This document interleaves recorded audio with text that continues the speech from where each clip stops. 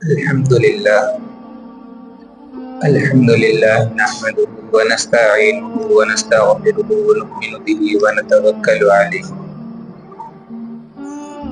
ونعوذ بالله من شرور أنفسنا ومن سيئات أعمالنا من يهده الله فلا مضل له ومن يضلله فلا هادي له ونشهد أن لا إله إلا الله وحده لا شريك له ونشهد أن سيدنا وسندنا ومولانا محمدا عبده ورسوله أما بعد فقد قال الله تبارك وتعالى في القرآن المجيد والفرقان الحميد أعوذ بالله من الشيطان الرجيم بسم الله الرحمن الرحيم الف لام میم غلبت الروم وقال تعالى والذين معه أشداء على الكفار رحماء بينهم تراهم ركعا سجدا يبتغون فضلا من الله ورضوانا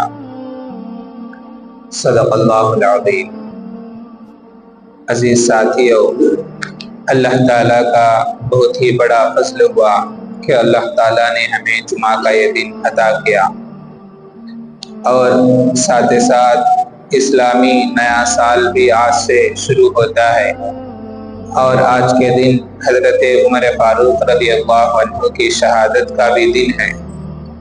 اور جیسے کہ پچھلے کئی جمعہ سے تاریخ اسلام حضرت ابو بکر صدیق رضی اللہ عنہ کے سیرت کے بارے میں اور خلیفہ اول ابو بکر صدیق رضی اللہ عنہ اور اسلام کے پھیلنے کے واقعات جو تھے اس کے متعلق بات چل رہی تھی، تو اسی کی کڑی آگے بڑھتے ہوئے، اسی کا سلسلہ آگے چلاتے ہوئے بات گزشتہ جمعہ یہاں کہاں پر رکی تھی اس سے آگے بات چلتی ہے۔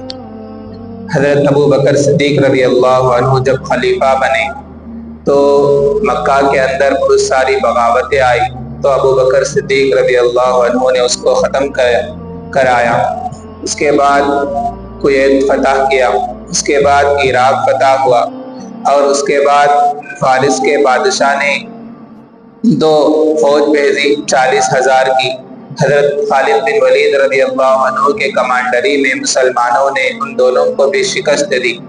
اس کے بعد 3 مہینے خالی تھا، تو اس وقت حضرت خالد بن ولید نے عرب کے اندر ایک چھوٹی سی بغاوت تھی جو حضرت ابو بکر صدیق رضی اللہ عنہ کے خلاف لڑ رہی تھی، اس کو بھی شکست دیا۔ تو یہ 3 مہینے میں فارس کے بادشاہ نے اس کا فائدہ اٹھانے کے لیے 25,000 کے فوج کو بھیجا تھا۔ حضرت خالد بن ولید رضی اللہ عنہ نے اپنی حکمت عملی سے اور اپنی ذہانت سے ان تینوں فوجوں کو شکست دی تھی۔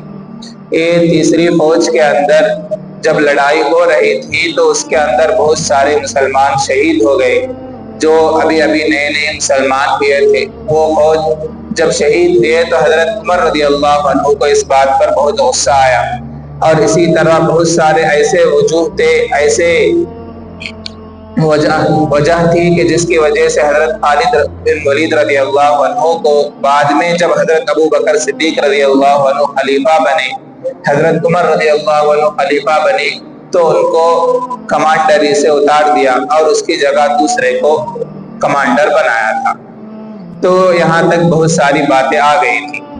جب حضرت خالد بن ولید رضی اللہ عنہ 3 ماہ خالی تھے تو حضرت ابو بکر صدیق رضی اللہ عنہ نے ایک مشورہ کیا۔ اس کے اندر بڑے بڑے صحابہ حضرت عمر رضی اللہ عنہ، حضرت عثمان، حضرت علی اور اس طرح بہت بڑے بڑے صحابہ کو اس کے اندر جمع کیا۔ مشورہ کس بارے میں تھا؟ اب تک لڑائی فارس سے لڑ رہے تھے، پرشین بادشاہ سے لڑ رہے تھے، تو اب رومن بادشاہ سے لڑنے کا وقت آ گیا تھا۔ تو رومن بادشاہ کی طرف فوج بھیجنے کے لیے اس کے لیے مشورہ کر رہے تھے۔ یہاں پر ایک بات سن لے کہ مشورہ جو کیا جاتا ہے وہ امانت ہوا کرتا ہے۔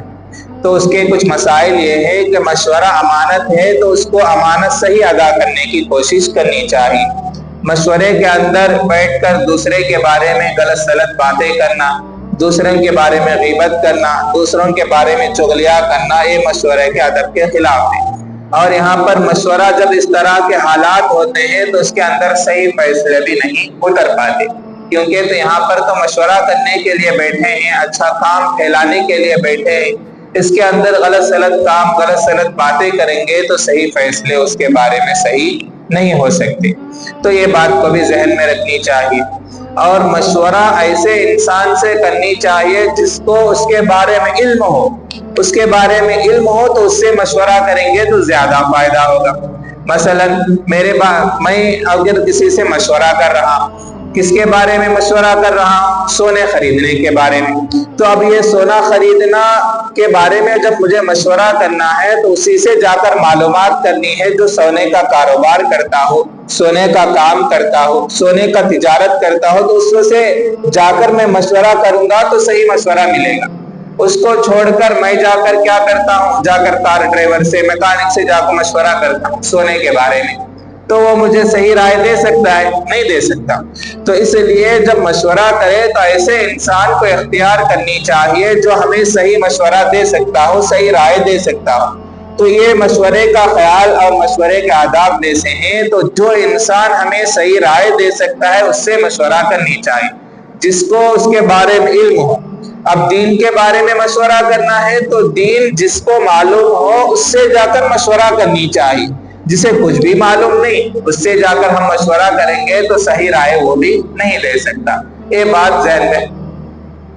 ذہن میں رکھنے کی ضرورت ہے۔ تو حضرت ابو بکر صدیق رضی اللہ عنہ نے بڑے بڑے صحابہ کو بلایا اور مشورہ کیا رومن بادشاہ پر حملہ کرنے کے بارے میں، تو تمام صحابہ اس پر اتفاق ہو گئے۔ تو اس مشن کو لے کر تمام صحابہ عرب کے اندر پھیل گئے، بڑے بڑے جو صحابہ تھے جا کر عرب کے اندر جا کر فوج کو جمع کیا، ایک والنٹیر فوج کو جمع کر کے اس کے اندر حضرت ابو بکر صدیق رضی اللہ عنہ نے اس کے 4 گروپ بنائے۔ 4 گروپ بنانے کے بعد اس میں سے ایک گروپ کے امیر کو حضرت عمر بن عاص رضی اللہ عنہ، دوسرا ابو عبیدہ بن جراح رضی اللہ عنہ، تیسرا شرحبیل رضی اللہ عنہ، چوتھا یزید بن ابی سفیان، وہ والا یزید نہیں جو یزید بن معاویہ جو حضرت حسین کو قتل کرنے کے اندر ملوث تھا، وہ یزید بن معاویہ ہے، یہ یزید بن ابی سفیان ہے۔ تو ان چاروں کو حضرت ابو بکر صدیق رضی اللہ عنہ نے امیر بنایا، 4 گروپ بنائے، اور 4 گروپ کو الگ الگ پوزیشن کے اندر رومن کے اندر حضرت ابو بکر صدیق رضی اللہ عنہ کو بھیجا۔ کیوں اس طرح کیا ہے؟ کیونکہ رومن کی فوج زیادہ تھی، ان کو ایک ہی مرتبہ میں لڑنا مشکل تھا، ایک وجہ ہے۔ دوسرا، جب الگ الگ بھیجیں گے تو ان کی فوج بھی الگ ہو جائے گی، تو ان سے آسانی کے ساتھ لڑا جا سکتا ہے۔ جب بڑی چیز کو ٹکڑوں میں، حصوں میں تقسیم کریں گے تو چھوٹا بن جائے گا، تو اس سے لڑنا اور آسان ہو جاتا ہے۔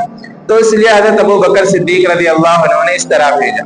دوسری وجہ یہ ہے کہ جب ایک دوسرے کو مدد کرنے کی ضرورت پڑے تو فوراً مدد کرنے کے لیے آ جا سکتے ہیں۔ تو اس لیے حضرت ابو بکر صدیق رضی اللہ عنہ نے 4 فوج کو الگ الگ کر کے ان کو رومن بادشاہ سے لڑنے کے لیے بھیجا۔ ادھر حضرت خالد بن ولید رضی اللہ عنہ پرشین بادشاہ سے لڑ رہے تھے، 3 گروہ کو انہوں نے شکست دے دی تھی۔ تو اس کے بعد حضرت خالد بن ولید رضی اللہ عنہ اب آگے بڑھ رہے تھے، آگے بڑھ رہے تھے کہ آگے یعنی ایران اس زمانے میں، آج کے زمانے میں ایران بولے تو ایک ہی شہر آتا ہے، اس زمانے میں ایران بولتے ہیں۔ پرشین بادشاہ کا جو حکومت تھی اس کے اندر کویت بھی آ جاتا، ایران بھی آ جاتا، بہت سارے ملک اس کے اندر آ جاتے تھے۔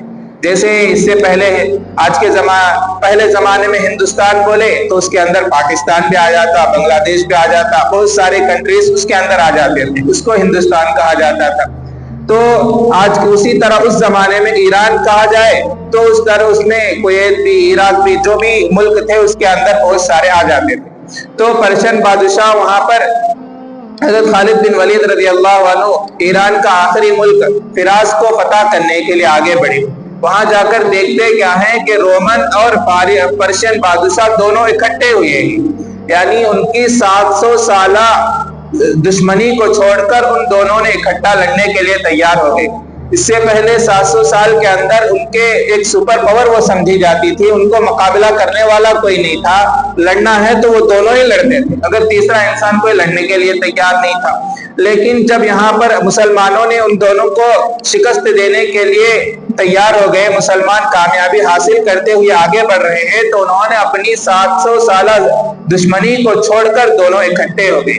وہاں پر جا کر دیکھا تو حضرت خالد بن ولید رضی اللہ عنہ کے سامنے رومن بھی کھڑے ہیں اور ساتھ ہی ساتھ پرشین کے فوج بھی کھڑی۔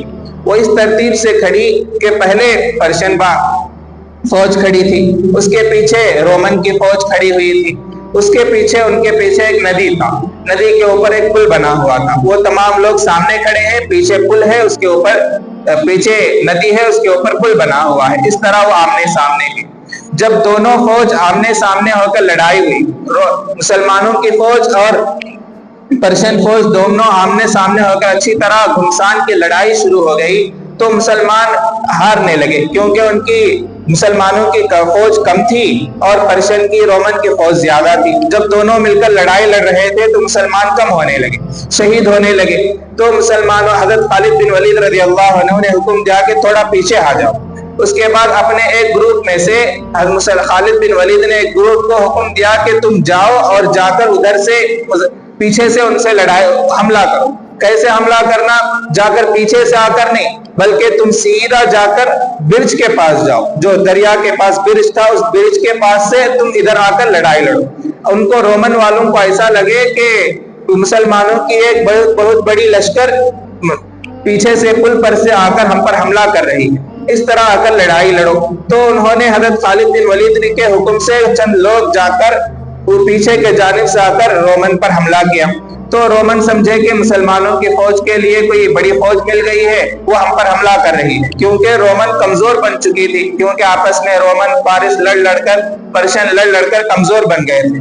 فوراً مسلمانوں کی ڈر ان کے اندر پیدا ہو گیا تھا، کیونکہ فارس کے بہت سارے ملک مسلمانوں نے فتح کیا تھا، تو رومن کے اوپر پیچھے سے حملہ ہوتے ہی ڈر گئے، ڈر کر وہ لوگ بھاگنے لگے۔ ادھر سے مسلمانوں نے ان پر اچھی طرح ڈٹ کر حملہ کیا، اس طرح پورا پرشین مسلمانوں کے قبضے میں آ گیا، اور مسلمانوں کے قبضے میں پورا پرشین مسلمانوں کے حصے میں آ گیا تھا۔ اس طرح خالد بن ولید رضی اللہ عنہ نے دونوں فوجوں کو شکست دے کر پرشین کو مسلمانوں کے قبضے میں لا لیا۔ تو ادھر اس کے بعد حضرت خالد بن ولید رضی اللہ عنہ وہاں پر حکومت کر رہے تھے۔ ادھر حضرت ابو بکر صدیق رضی اللہ عنہ نے خط لکھ کر بھیجا کہ فوراً خالد بن ولید ادھر حکومت کر رہے تھے تو امن اور سکون سے تھا۔ ادھر رومن کی طرف جو فوج لڑنے کے لیے گئی، وہاں پر ان لوگوں کو بہت ساری مصیبتیں ہو رہی تھی، بہت ساری تکلیف ہو رہا تھا۔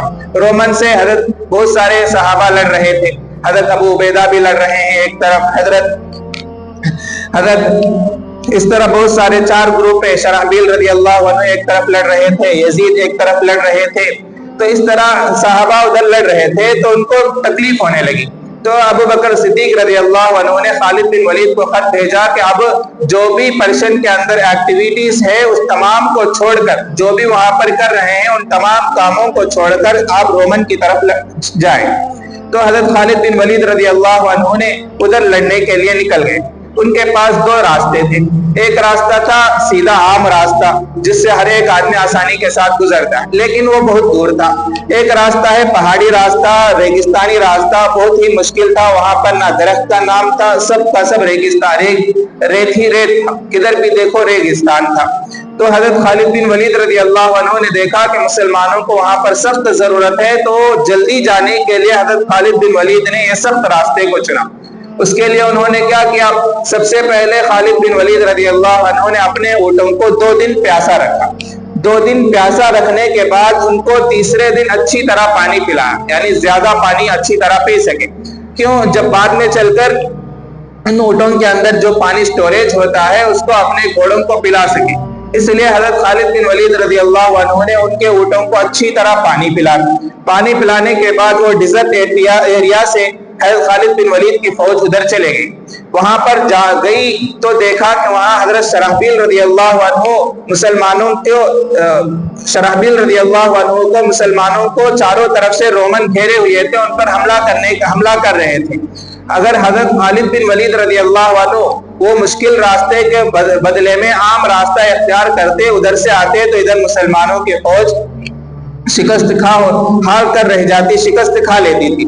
لیکن حضرت خالد بن ولید رضی اللہ عنہ اس راستے سے جانے کی وجہ سے ان کی مدد ٹائم پر اب ختم کے قریب تھا کہ پیچھے سے حضرت خالد بن ولید رضی اللہ عنہ نے حملہ کیا، اور حملہ کر کے ان پر مسلمانوں کو اس وقت کامیابی حاصل ہوئی، رومن اس وقت ہار گئے تھے۔ اس کے بعد حضرت خالد بن ولید رضی اللہ عنہ نے کیا کیا، اپنے پورے فوج کو جمع کیا، حضرت ابو عبیدہ کی ٹیم کو بھی لے لیا، حضرت شرحبیل رضی اللہ عنہ کی ٹیم کو بھی لے لیا، اور اسی طرح حضرت یزید کے بھی ٹیم کو لے کر، تمام ٹیموں کو لے کر حضرت خالد بن ولید رضی اللہ عنہ رومن فتح کرتے ہوئے آگے بڑھنے لگے، جس کو آج اردن کہتے ہیں، جوڈان کہتے ہیں۔ یہ تمام جو بھی کنٹریز ہیں حضرت خالد بن ولید رضی اللہ عنہ فتح کرتے ہوئے آگے چلے گئے۔ جب آگے جانے کے بعد دمشق کو گھیر لیا تھا، جو رومن کا مین بیس تھا، مین سینٹر تھا دمشق، جس کو آج کو ڈمسکاس کہتے ہیں، تو اس کو انہوں نے گھیر لیا۔ گھیر لیتے ہی ادھر سے کیا ہوا، حضرت ابھی گھیر کر چاروں طرف سے کھڑے ہوئے تھے حملہ کرنے کے لیے، ادھر سے خط آیا کہ حضرت ابو بکر صدیق رضی اللہ عنہ کی وفات ہو گئی ہے۔ تو ادھر حضرت ابو بکر صدیق رضی اللہ عنہ کی وفات اس وقت ہو گئی تھی۔ تو یہاں پر رک کر چند باتیں سن لے کہ حضرت ابو بکر صدیق رضی اللہ عنہ کے بارے میں لوگ بہت کم سمجھتے ہیں، بہت کم اندازہ ان کے لیے کیا جاتا ہے۔ حضرت ابو بکر صدیق رضی اللہ عنہ اگر نہ ہوتے تو اسلام کی تاریخ بہت تبدیل کی ہوئی ہوتی۔ اگر حضرت ابو بکر صدیق رضی اللہ عنہ ایسے صحابی ہیں جن کے بارے میں بہت ساری فضیلتیں اللہ تعالیٰ نے اور اللہ کے نبی صلی اللہ علیہ وسلم نے بھیجی ہے۔ کیا ہے؟ نمبر ایک، حضرت ابو بکر صدیق رضی اللہ عنہ اسلام سے پہلے بھی بت پرستی کو ناپسند فرماتے تھے، اور اسلام لانے کے بعد بت پرستی کے خلاف اور بھی زیادہ ہو گئے تھے۔ تو حضرت ابو بکر کی ایک صفت یہ تھی، خاصیت، اور حضرت ابو بکر صدیق رضی اللہ عنہ کو اللہ تعالیٰ خود سلام بھیجتا ہے، اور بعض جگہ ایسا بھی واقعات لکھے ہوئے ہیں کہ اللہ کے نبی صلی اللہ علیہ وسلم فرماتے ہیں کہ ابو بکر کیا تم اللہ سے راضی بھی ہو؟ اللہ تعالیٰ پوچھتا ہے۔ حالانکہ آج ہم لوگ دیکھیں تو ہم یہ جو بھی عبادت کرتے ہیں، جو بھی نمازیں پڑھتے ہیں، اس لیے نمازیں پڑھتے ہیں، اس لیے اچھے کام کرتے ہیں کہ اللہ ہم سے راضی ہو جائے، لیکن یہاں پر الٹا ہو رہا ہے۔ اللہ ابو بکر سے پوچھ رہا ہے کہ ابو بکر مجھ سے راضی بھی تو ہو۔ تو اتنی فضیلت حضرت ابو بکر صدیق رضی اللہ عنہ کی ہے۔ اور حضرت ابو بکر صدیق رضی اللہ عنہ کے مال کو اللہ کے نبی صلی اللہ علیہ وسلم ایسا خرچ کرتے تھے کہ گویا کہ اپنا ہی مال ہے۔ دوسرے کا مال خرچ کرتے ہوئے انسان کو ڈر لگتا ہے، لیکن اللہ کے نبی صلی اللہ علیہ وسلم حضرت ابو بکر کا مال ایسا خرچ کرتے تھے کہ گویا اپنا ہی مال ہے۔ کیوں ایسا خرچ کرتے تھے؟ کیونکہ اللہ کے نبی کو معلوم تھا کہ حضرت ابو بکر مجھے انکار نہیں کرے گا، حضرت ابو بکر کو اس کے میں خرچ کرنے سے خوشی ہوگی، ناراضگی نہیں ہوگی۔ اتنی فضیلت حضرت ابو بکر صدیق رضی اللہ عنہ کی ہے۔ اور حضرت ابو بکر صدیق رضی اللہ عنہ نے بڑے بڑے صحابہ جو غلام تھے ان کو حضرت ابو بکر صدیق رضی اللہ عنہ نے آزاد کیا۔ مثلا حضرت بلال رضی اللہ عنہ کو، حضرت خباب رضی اللہ عنہ کو، ان کو کفار نے ایسے ایسے تکلیفیں دی تھی۔ کیوں تکلیفیں دی تھی؟ کیونکہ اسلام غلام اور مالک دونوں کو ایک صف میں لا کر کھڑا کر دیا تھا۔ تو عرب کے اندر اس طرح کرنا بہت تکلیف، بعد ان کے مالکوں کو بہت تکلیف ہوتی تھی۔ غلام جا کو ہمارے برابر کھڑنا کیا، اس طرح کم ذات والا آ کر ہمارے ساتھ کھڑے ہوتا کیا، ہمارے ساتھ بات کرتا کیا، ان لوگوں کو اس طرح تکلیف ہوتی تھی۔ تو انہوں نے اور ان کو مارنے سے کوئی پوچھنے والا بھی نہیں تھا۔ تو حضرت بلال رضی اللہ عنہ کو، حضرت خباب رضی اللہ عنہ کو، اس طرح بہت سارے لوگوں کو حضرت ابو بکر صدیق رضی اللہ عنہ نے خرید کر آزاد کیا تھا۔ اور حضرت ابو بکر صدیق رضی اللہ عنہ خلیفہ بننے کے بعد اتنی مشغولیت ہے، اتنے مصروف ہونے کے بعد ادھر خلافت بھی سنبھالنا ہے، ادھر لوگوں کے فیصلے بھی کرنا ہے، ادھر جو بات ادھر لڑ رہے ہیں ان کے بارے میں معلومات بھی کرنا ہے۔ یہ تمام کرتے ہوئے بھی حضرت ابو بکر صدیق رضی اللہ عنہ جا کر روزانہ ایک بوڑھی عورت کی خدمت کر دیا کرتے تھے۔ بعد میں حضرت عمر رضی اللہ عنہ کو جب یہ بات معلوم ہوئی تو حضرت عمر رضی اللہ عنہ نے کہا کہ ابو بکر تم نے اپنے بعد والے آنے والوں کے لیے بہت مشکل میں ڈال دیا ہے، بہت مشکل میں ڈال دیا ہے۔ کیوں؟ اس لیے کہ ایک آدمی ادھر خلافت بھی سنبھالے، ادھر لوگوں کو بھی फैसले करे और अपने घर की भी हालत को देखे, और इधर जो लड़ रहे हैं फौज उनके घर वालों के हालात को भी देखे, उधर जो फौज गई है उनके बारे में मालूमात भी करे। तो एक आदमी इतने सारे काम कर रहा है। तो हजरत उमर फरमाते हैं, और साथ ही साथ लोगों की भी खिदमत भी कर रहे हैं। तो हजरत उमर फरमाते हैं कि अबू बकर, तुमने बाद में आने वालों के लिए बहुत तकलीफ में डाल दिया है। और हजरत अबू बकर सिद्दीक रज़ी अल्लाह अन्हु का दौर, खिलाफत का दौर 2 साल 3 महीने कुछ था, 3 महीने या 6 महीने था। इन 6 महीनों 2 साल 6 महीनों के अंदर इस्लाम बहुत दूर तक फैल चुका था। हालांकि इस्लाम जब आया, अल्लाह के नबी सल्लल्लाहु अलैहि वसल्लम जब मदीने में थे तो सिर्फ अरब के अंदर ही इस्लाम था। लेकिन आज देखें, जब हजरत अबू बकर रज़ी अल्लाह अन्हु खलीफा बने तो इस्लाम बहुत दूर दूर तक फैल चुका था, जिसके अंदर कोयत, इराक, ईरान, जुड़ान, इस तरह बहुत सारे कंट्रीज आज जो अलग अलग हो चुके हैं, वो तमाम कंट्रीज इस्लामी हुकूमत के अंदर आ चुके थे।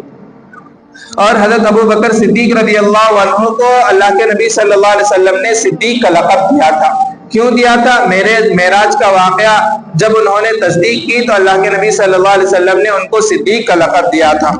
और मुसलमान जब मक्का के अंदर रहते थे तो खुलकर इबादत नहीं कर सकते थे। ओपन होने कोई भी नमाज नहीं पढ़ सकता था, ओपन होने कोई भी अच्छे काम नहीं कर सकता था। लेकिन जब हजरत अबू बकर सिद्दीक रज़ी अल्लाह अन्हु ने देखा कि इस तरह के हालात हैं, तो उनके लिए एक इबादत करने की जगह उन्होंने अपने लिए बनाई थी। उसको दार अरकम कहा जाता था। ये तमाम फंड, जितना भी फंड था, वो फंड सब हजरत अबू बकर सिद्दीक रज़ी अल्लाह अन्हु उसको संभाला करते थे। तमाम हजरत अबू बकर अपनी जेब के पैसे से उसको दिया करते थे। और जंग बदर के अंदर हजरत अबू बकर सिद्दीक रज़ी अल्लाह अन्हु का बेटा कुफार के जानिब से लड़ रहा था और हजरत अबू बकर मुसलमानों की तरफ से लड़ रहे थे। जब बदर के अंदर जब कैदी होकर उनके बेटे कैदी होकर आए तो हजरत उनके बेटे कहने लगे कि अब्बा, मैं यही कोशिश कर रहा था कि कहीं तुम्हें मैं सामने ना आ जाए लड़ाई के लिए और मैं तुम्हारे ऊपर तलवार उठाऊं, तुम मेरे ऊपर उठाओ, और तुम्हें मैं अपने तलवार से कत्ल करना नहीं चाहता। तो हजरत अबू बकर सिद्दीक रज़ी अल्लाह अन्हु ने कहा कि अगर तू मेरे सामने आ जाता तो मैं तुझे जरूर कत्ल कर देता।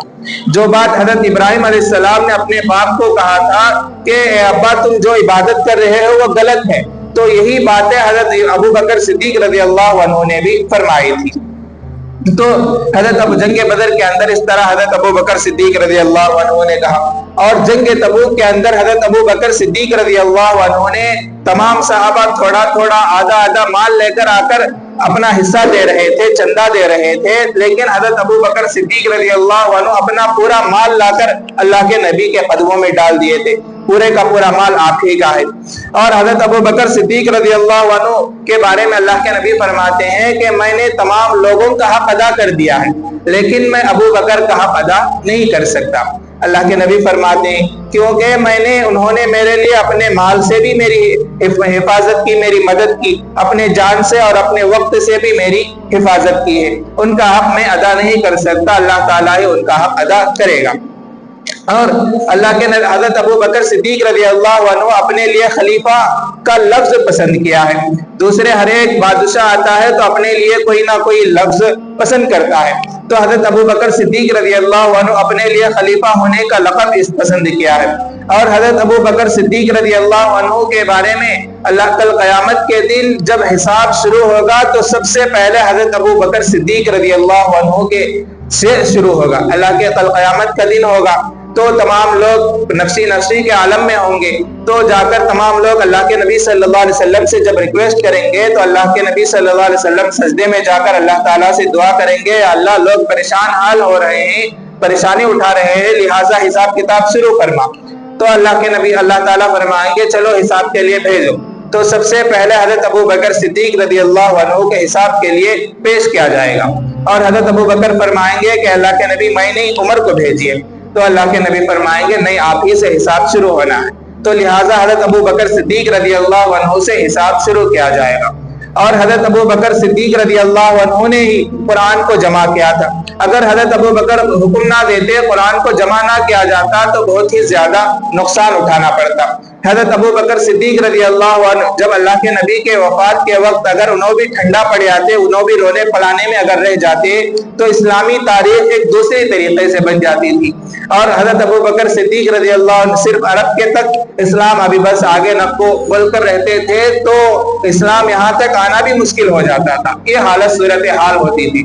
کتنی ساری فضیلتیں حضرت ابو بکر صدیق رضی اللہ عنہ کے بارے میں ہیں، اور حضرت ابو بکر صدیق فرمایا کرتے تھے، حالانکہ حضرت ابو بکر صدیق رضی اللہ عنہ کو اللہ کے نبی صلی اللہ علیہ وسلم نے عشرہ مبشرہ میں دیا ہے، یعنی سب سے حضرت ابو بکر صدیق کو جنت کی خوشخبری اللہ کے نبی نے دی ہے، پھر بھی حضرت ابو بکر صدیق رضی اللہ عنہ فرماتے کہ میں انسان کے بجائے کوئی گھاس کا تنکا ہوتا، کوئی بکری مجھے کھا لیتی تو میں اتنا اللہ کا خوف ان کے اندر ہوتا کہ اپنے آپ کو فرماتے میں گھاس کا تنکا ہوتا تو اچھا ہوتا، کاش میں گھاس کا تنکا ہوتا، کوئی بکری آ کر مجھے کھا لیتی۔ تو اتنی ساری فضیلتیں حضرت ابو بکر صدیق رضی اللہ عنہ کے بارے میں، اور بھی بہت ساری فضیلتیں ہیں اور بھی بہت سارے احسانات حضرت ابو بکر کے ہیں جو ہمارے اوپر ہے، تو ہمیں بھی چاہیے کہ ان کے نام کے لیے کچھ نہ کچھ خیرات، کچھ نہ کچھ اچھے کام ہم ان کے نام سے بھی ضرور کرنی چاہیے۔ اللہ تعالیٰ کہنے سننے سے زیادہ عمل کرنے کی توفیق عطا فرمائے۔ وما علیہ الا البلاغ۔